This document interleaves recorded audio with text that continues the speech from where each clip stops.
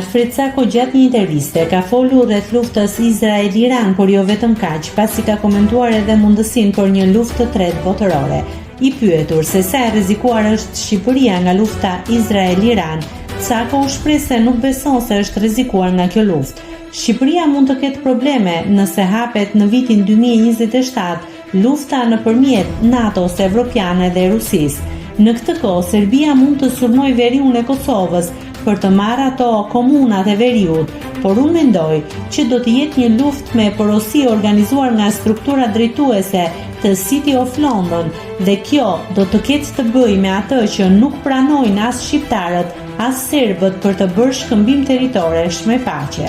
Dhe këta duan të marrin ato 3 komunat e veriut dhe të japin rreth 1000 km2, aq sa duan të marrin me serbët. Unë them që do të ketë shkëmbime me luftë përderisa politikanë si Albin Kurti nuk pranojnë që këto skema të ndërkombëtarëve për të qetësuar ujërat midis serbëve dhe kosovarëve të bëhen me paqe. Përderisa nuk i kanë pranuar, unë them që do t'i bëjnë me luftë, u shpreh Sako.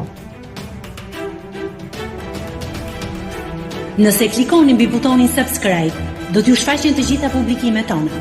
Ju ftoj t'i bëni subscribe kanalit, të pëlqeni videot dhe të lini komentin tuaj.